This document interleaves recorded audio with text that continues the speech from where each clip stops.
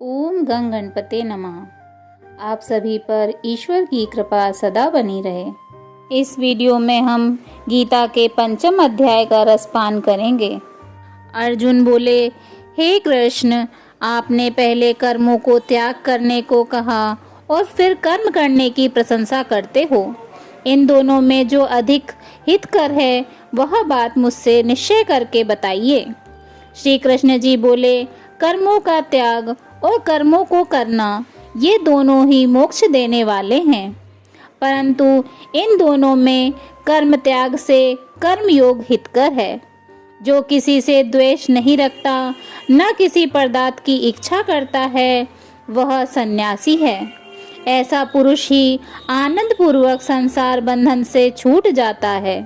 सन्यास और कर्म योग को मूर्ख लोग ही पृथक पृथक फल देने वाला कहते हैं, न कि पंडित जन, क्योंकि दोनों के ही फल स्वरूप मनुष्य परमात्मा को प्राप्त होता है। ज्ञान योगियों द्वारा जो परम धाम प्राप्त किया जाता है, कर्म योगियों द्वारा भी वही प्राप्त किया जाता है। इसलिए जो पुरुष ज्ञान योग और कर्म योग को फल स्वरूप एक देखता है, वही यथार्थ देखता है। परंतु हे अर्जुन, कर्म योग के बिना होने वाले संन्यास अर्थात मन, इंद्रिय और शरीर द्वारा होने वाले संपूर्ण कर्मों में कर्तापन का त्याग प्राप्त होना कठिन है, और भगवत स्वरूप को मनन करने वाला कर्मयोगी परब्रह्म परमात्मा को शीघ्र ही प्राप्त हो जाता है। तत्व को जानने वाला सांख्य योगी तो देखता हुआ, सुनता हुआ, स्पर्श करता हुआ, सूंघता हुआ, भोजन करता हुआ, गमन करता हुआ, सोता हुआ, श्वास लेता हुआ, बोलता हुआ, त्यागता हुआ, ग्रहण करता हुआ तथा आँखों को खोलता और मूंदता हुआ भी सब इंद्रियां अपने अपने अर्थों को बरत रही हैं। इस प्रकार समझकर निसंदेह ऐसा माने कि मैं कुछ भी नहीं करता हूँ। जो पुरुष सब कर्मों को परमात्मा में अर्पण करके और आसक्ति को त्याग कर कर्म करता है, वह पुरुष जल से कमल के पत्ते की भांति पाप से लिप्त नहीं होता।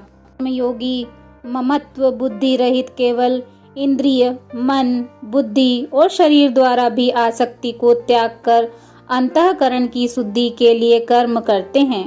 कर्म योगी कर्मों के फल का त्याग करके भगवत प्राप्ति रूप शांति को प्राप्त होता है, और सकाम पुरुष कामना की प्रेरणा से फल में आसक्त होकर बंधता है।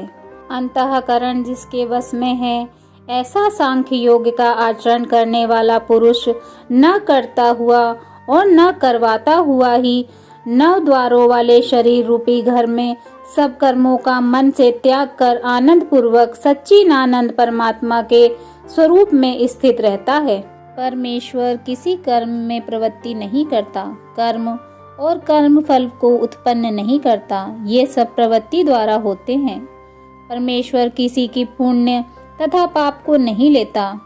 ज्ञान जो अज्ञान से आच्छादित है, उससे जीव मोह को प्राप्त हो जाते हैं, परंतु जिनका वह अज्ञान परमात्मा के तत्व ज्ञान द्वारा नष्ट कर दिया गया है, उनका वह ज्ञान सूर्य के सदृश उस सच्चिदानंद परमात्मा को प्रकाशित कर देता है। उसी परमात्मा में जिसकी बुद्धि स्थिर है, उसी में जो मन लगाते हैं, उसी में जो निष्ठा रखते हैं और जो सदा उन्हीं में ध्यान लगाते हैं, ज्ञान द्वारा जिनके सब पाप नष्ट हो गए हैं, वे इस संसार में पुनः जन्म नहीं लेते। वे ज्ञानी जन विद्या और विनय युक्त ब्राह्मण में तथा गौ, हाथी, कुत्ते और चांडाल में भी समदर्शी होते हैं। जिनका मन समभाव में स्थित है, उनके द्वारा इस जीवित अवस्था में ही संपूर्ण संसार जीत लिया गया है, क्योंकि सच्चिदानंद परमात्मा निर्दोष और सम है। इसमें वे सच्चिदानंद परमात्मा में ही स्थित हैं।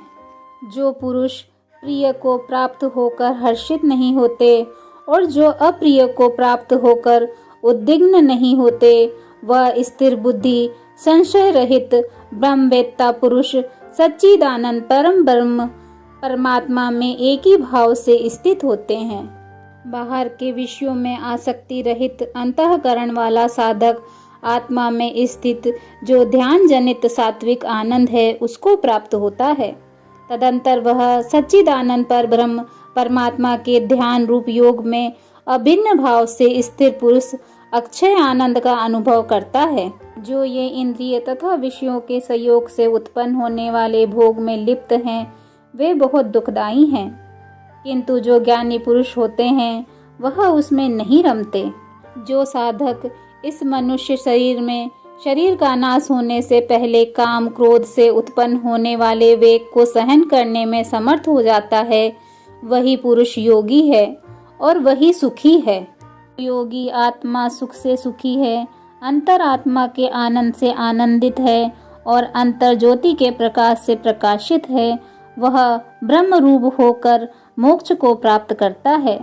जिनके सब पाप नष्ट हो गए हैं, जिनके सब संशय ज्ञान के द्वारा निवृत्त हो गए हैं, जो संपूर्ण प्राणियों के हित में रत रहता है और जिनका जीता हुआ मन निश्चल भाव से परमात्मा में स्थित है, वे ब्रह्मवेत्ता पुरुष मोक्ष को प्राप्त होते हैं। काम क्रोध से रहित जीते हुए चित्त वाले पर ब्रह्म परमात्मा का साक्षात्कार किए हुए ज्ञानी पुरुषों के लिए सब ओर से शांत पर ब्रह्म परमात्मा ही परिपूर्ण है।